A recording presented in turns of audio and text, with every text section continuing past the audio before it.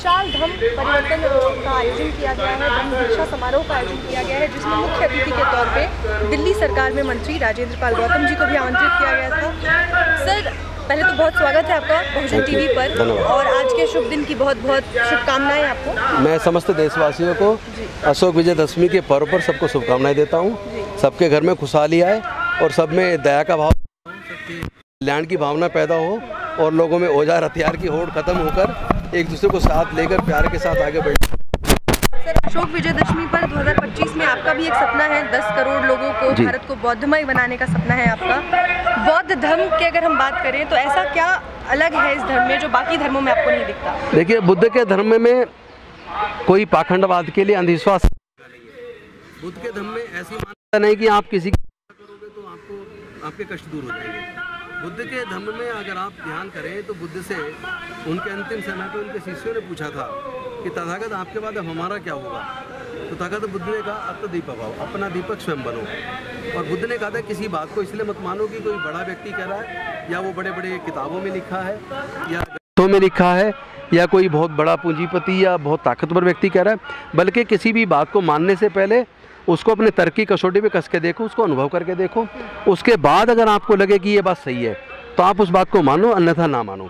तो ये जो चीज़ है, और जहाँ समता, मैत्री, भाईचारा और न्याय की बात है, सबके कल्याण की बात है, ये कहीं और नज़र नहीं आती। सर, समाज में इस वक्त एक संघर्ष छिड़ा हुआ है इतिहास को लेकर। लगातार इतिहास को अपने अपने तरीके से लोग पेश करते रहते हैं, तोड़ते मरोड़ते रहते हैं। इस बीच अब जो रक्षा मंत्री हैं राजनाथ सिंह, उन्होंने एक पुस्तक के विमोचन के समय उन्होंने कह दिया कि सावरकर जी जो है, उन्होंने जो अंग्रेजी हुकूमत से माफ़ी मांगी थी वो महात्मा गांधी के कहने पर मांगी थी। ये इसको लेकर विवाद शुरू हो गया है, आप क्या सोचते हैं इस पर? देखिए, एक इसका मतलब ये हुआ कि गृह मंत्री साहब ने ये तो बात मान ही ली कि उन्होंने अंग्रेजों से माफ़ी मांगी थी। अब किसके ऊपर कहने पे मांगी थी, किसके नहीं मांगी थी, ये महत्वपूर्ण नहीं है। महत्वपूर्ण ये है कि जब भारत में आज़ादी का आंदोलन चल रहा था, उस वक्त कौन लोग थे जो अंग्रेजों के खिलाफ आज़ादी का आंदोलन लड़ रहे थे, और वो कौन लोग थे जो अंग्रेजों के साथ थे। जब इस अंतर को समझेंगे तो देश के सामने इतिहास की सच्चाई सामने आएगी।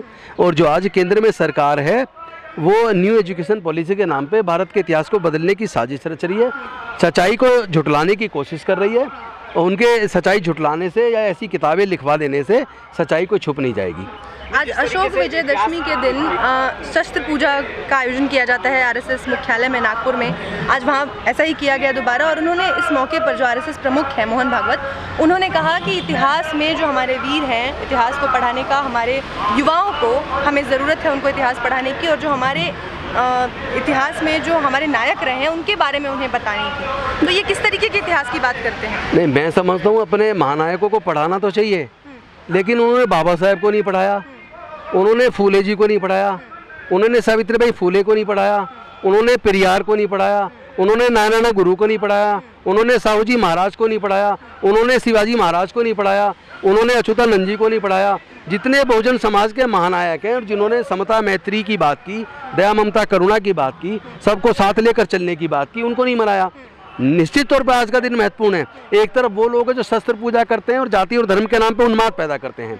एक तरफ वो लोग हैं जिन्होंने आज के दिन धर्म शस्त्रों को त्याग कर, सम्राट अशोक ने बुद्ध धर्म की दीक्षा ली और पूरे भारत से पूरे दुनिया के अंदर बुद्ध के धर्म को फैलाया, जहाँ समता, मैत्री, भाईचारा और न्याय का संदेश पहुँचाया।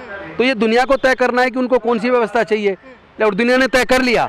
दुनिया ने बुद्ध के धम्म की व्यवस्था को अपनाया है, दुनिया ने शस्त्रों की पूजा को नहीं अपनाया है। लेकिन आरएसएस प्रमुख कहते हैं कि भारत में रहने वाला प्रत्येक व्यक्ति हिंदू है, सबका डीएनए एक है। नहीं, ये उनकी मानसिकता में कमजोरी है। भारत में हर व्यक्ति जो भारत में रहता है वो भारतीय है। उसको धर्म के अंदर बांटना तो भारत को कमज़ोर करने वाली साजिशें ही धर्म के नाम पर या जाति के नाम पर देश को बांटने की बात करती हैं। और जो लोग कहते हैं, जैसे बाबा साहब ने कहा था कि मुझे ये बात अच्छी नहीं लगती कि मैं पहले भारतीय हूँ और बाद में मैं हिंदू या मुस्लिम या सिख ईसाई हूँ, ना ही ये बात लगती है मैं पहले हिंदू और बाद में भारतीय हूँ, बल्कि मुझे ये बात उचित लगती है मैं पहले भी भारतीय हूँ और अंत में भी भारतीय हूँ। तो मैं भी इसी बात को मानता हूँ कि हम भारतीय बने, ना कि हम हिंदू मुस्लिम सिख ईसाई बने। इसमें देश का कल्याण नहीं है, देश का कल्याण भारतीय बनने में है, देश का कल्याण बुद्ध के धम्म में है। बाबा साहेब ने धम्म की दीक्षा के साथ ही 22 प्रतिज्ञाएं भी ली थी। उन प्रतिज्ञाओं को लेकर भी जैसा आपने देखा होगा योगी आदित्यनाथ के उनके नाम के साथ भी परिवर्तन कर दिया था, वहाँ भी राम जोड़ने की कोशिश की गई थी। देखिए वो सुनो, वो तो जो चीज़ें उनको सूट करती हैं वो उसको लागू करेंगे। हमें इंसानियत शूट करती है, मानवता शूट करती है, बंधुता शूट करती है, समतामूलक समाज शूट करता है, न्याय शूट करता है। तो हमें अपने ही रास्ते पे चलना चाहिए। ये लाख बरगलाने की कोशिश करें, इनके बरगलावे में आने की ज़रूरत नहीं है। अगर भारत को मजबूत करना है, भारत को बौद्ध में बनाना है, तभी भारत सोने की चिड़िया बनी थी। जैसे सम्राट अशोक के टाइम पर जब बौद्ध में भारत था, तब भारत सोने की चिड़िया कहलाती थी। Thank you very much.